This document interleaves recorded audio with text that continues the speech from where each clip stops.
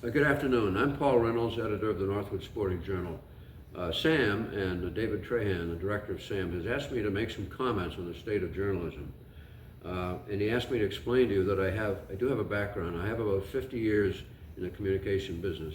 Everything from being a newspaper editor, a talk show host, and a syndicated outdoor columnist.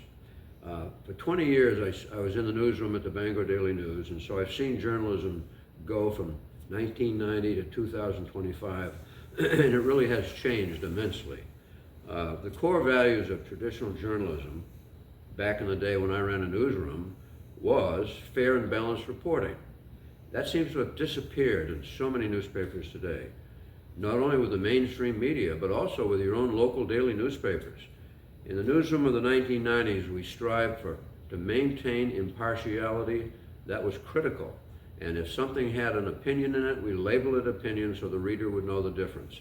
That's not happening now. And reporters seem to be willing to trade impartiality for some sort of activism. And I'm seeing more and more of that in the news pages, and it's not good. The job of the journalist is not to determine the truth, in my opinion, but to put the facts out and let the readers decide what that truth might be.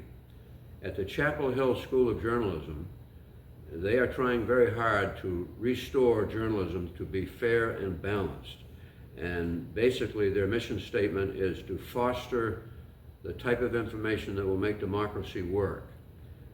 Contrasting that, at the University of Maine, where I once taught journalism, their mission statement is something to the effect to improve the human condition. Well, in my opinion, that's not the role of journalists. The role of journalists is to put the facts out and let the people make the decisions that will improve the human condition. So the bottom line is, to answer David's questions, yes, journalism has changed dramatically in the last 30 years, and not for the good.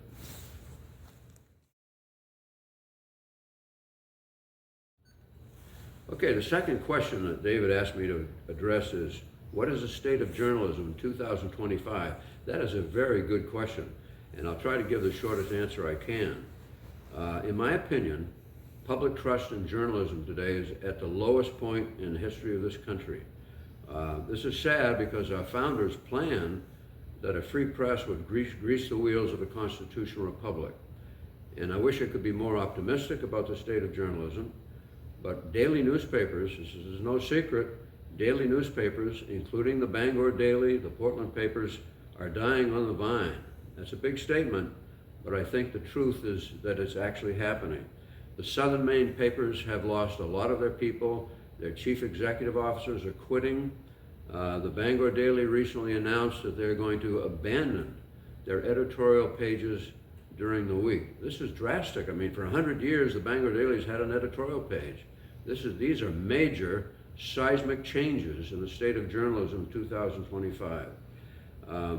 The shop talk around journalism circles is that the so-called Trump revolution has caused some of these media people to do some in-depth introspection about what they're doing. But the bottom line, in my opinion, is that the media today is completely out of touch with the average people, and I just have a feeling that they're just tone deaf, and I'm not sure they even get it today, and we'll have to wait and see. But the BDN is, as I said, has abandoned 100 years of editorial writing, and this is a sad thing because these are the qualities of newspapers that help foster a good democracy. So I guess the outlook is not as good as I'd like to say. I think our kids are getting their news on TikTok. I think that's a tragedy. And the Portland papers now are being owned by a left-wing media lash-up, some kind of a called trust, which raises, I think, ethical questions and so forth. So we'll have to wait to see what happens, but the state of journalism right now is in a desperate state, a state of flux, and we can only hope that some of this changes to make things better later.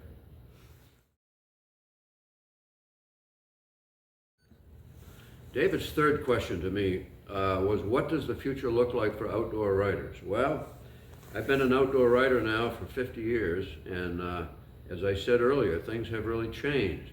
The question, I guess, is, Are we going to have outdoor writers continue to survive in this new era that we're in? And the problem is, as newspapers begin to fold, there's less and less marketing opportunity for outdoor writers like myself and others.